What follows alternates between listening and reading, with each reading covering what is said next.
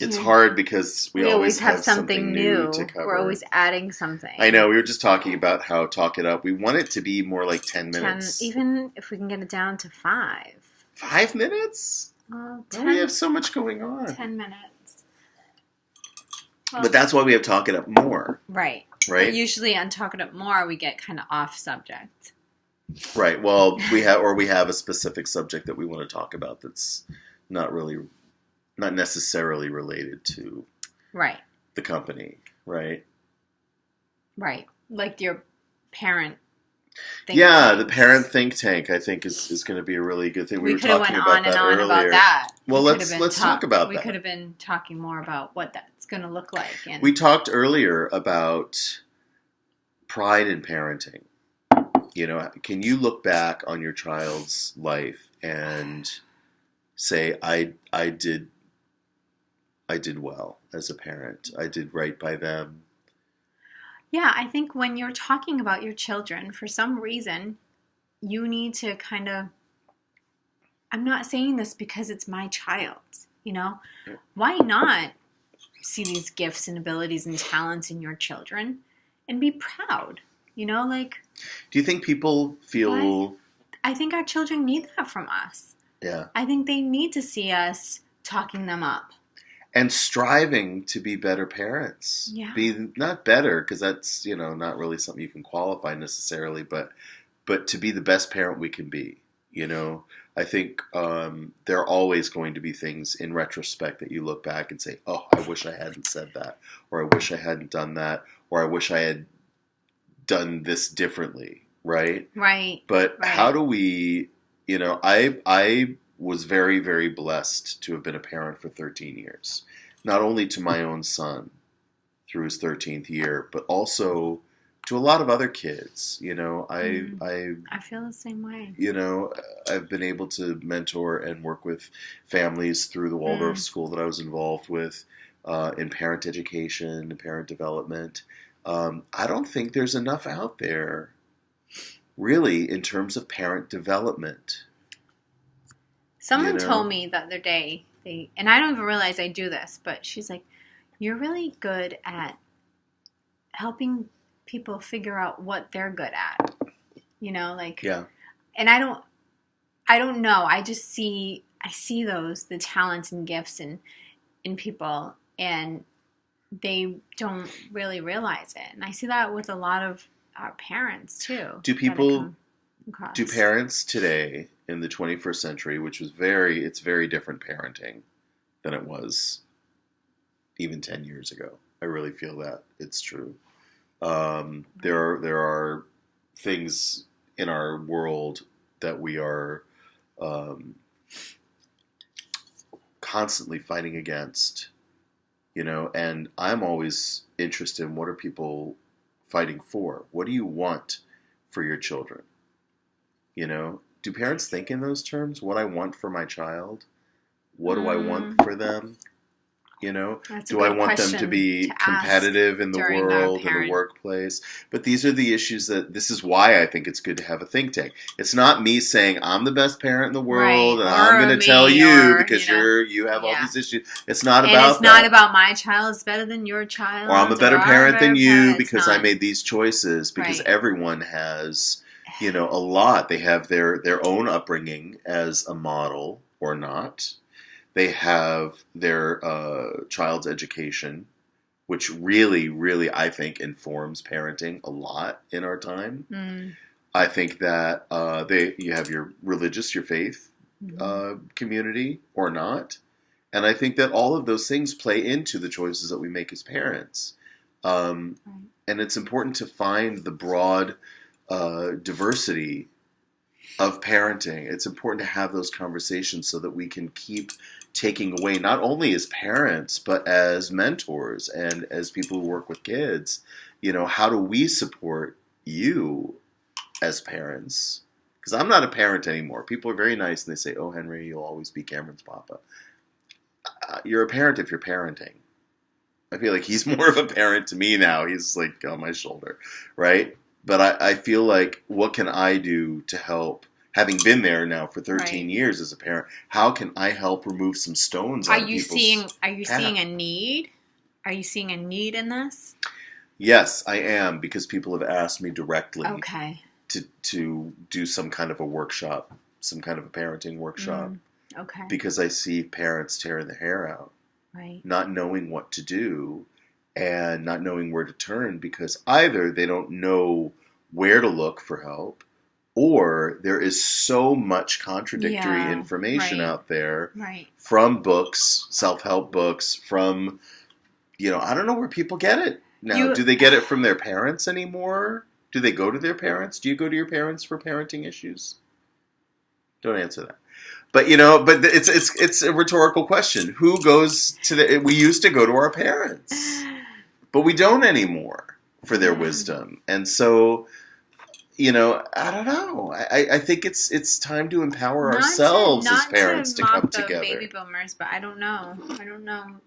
But again, the world was very different. Listen, my parents and mom, dad, I love you, but they didn't always make the best choices, and what I had to come to as a young man in my late adolescence was a place of forgiveness of my parents, because they were doing the best they could with the toolkit that they had. Right? Mm-hmm. I had to forgive them and know that in spite of everything, that they loved me, and love is forgivable in all its forms. I don't care. I mean, it could be really messed up. But if there's love in the house, if there's love present, then it's forgivable. You don't forget those choices that they made, but you can forgive them. I believe that you can find forgiveness, and that helped me to become a better parent. Mm-hmm. It was in forgiving and making choices that were deliberately counter what my parents made, because I had a different toolkit. I had much more accessible to me. And now with the internet, YouTube videos, I mean, there are so many ways that people can get information now that we didn't have growing up or as young parents, right?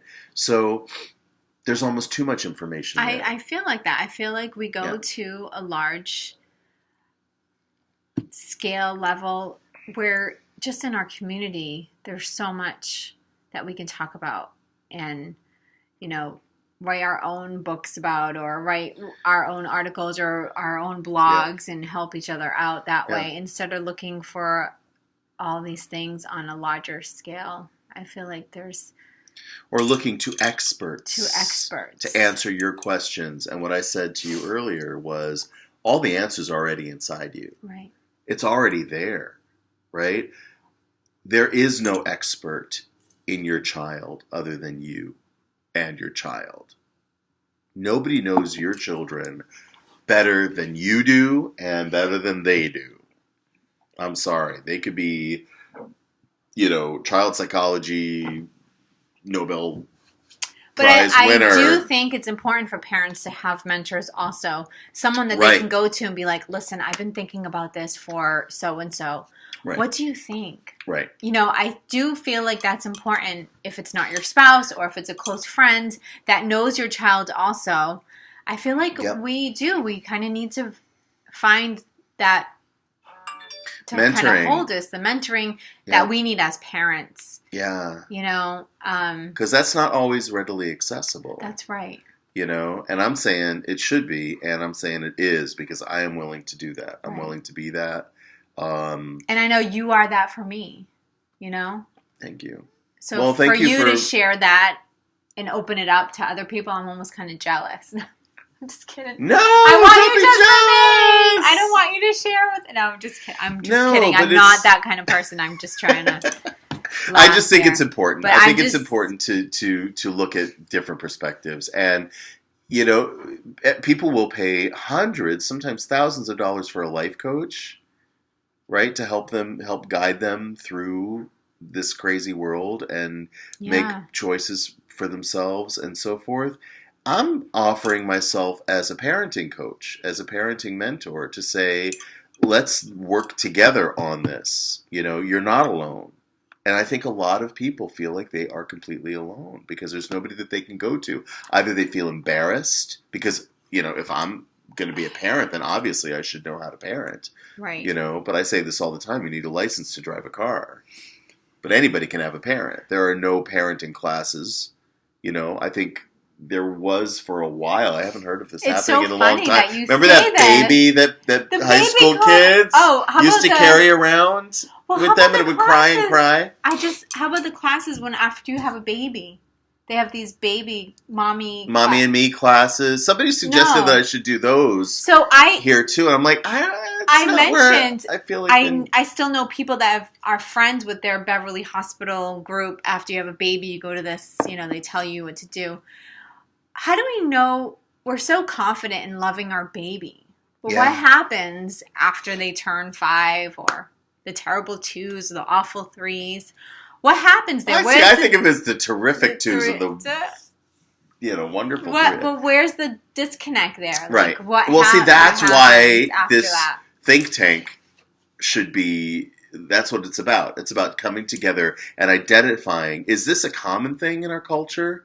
When we somehow, I don't really think of it as disconnecting from our kids, but, there's this sort of unconditional tolerance for babies, right? Yes. If babies are going through, crying or croup or dirty diapers or whatever, and we cuddle them, we hold them, everything's fine. And then they hit a point where it's just like, Calgon, take me away. I don't want. I can't deal with this. I cannot deal with another meltdown at the movie theater. It's just like you got to come wipe my bum. What? Why? But if you're a baby, it's an automatic thing. I'm going to change your diaper. That's right. Oh, baby, I'm going to change your diaper. Right.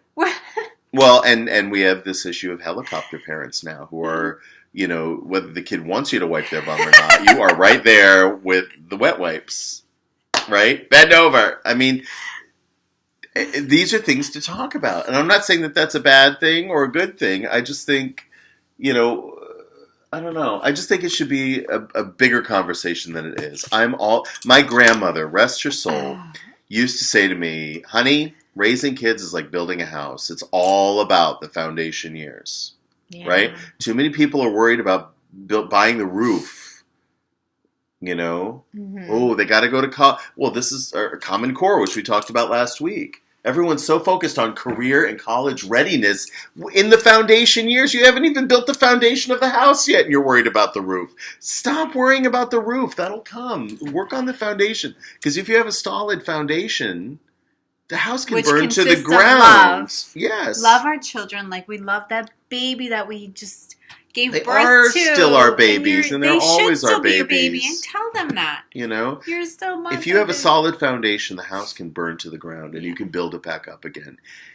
If you have a rocky foundation under a child, that house is doomed to collapse in on itself at some point. And you can go in and you can reinforce and rebuild and all that, but it's very timely, it's very costly. It takes a lot of effort and money, really, to rebuild the foundation in a person's life. There's, therapy and all this stuff later that you have to deal with. So I say invest in the foundation of your children. That is in our children. Invest in the foundation years of your child. Take this time to really, with all the pressures of our world, I think there are still ways to do that. Ooh, my ear is ringing. That must be a sign. I had that conversation just like leaving work today. Really? About building a foundation. And that's what my husband and I are on the same page about, building that strong foundation for that was children. The other challenge that comes up quite often is that being on the parents same page. Sometimes have different parenting styles. Yeah, that's and that can be really hard. That can be really destructive in a relationship, actually. So how do you find the common ground there too? So all of these things are the kinds of things that we want to talk about. More, submitting talk to it each up other more. and trying to find that compromise. It's not easy. Right. So if you're interested in this parent think tank, get a hold of us. info@northshorefolk.org. You can even call us, 978-704-1269. And let us know that you're interested in this conversation and keeping it moving. Yeah. Let's talk it up more. Thanks, everybody. We'll see you next week. Thank you. Bye.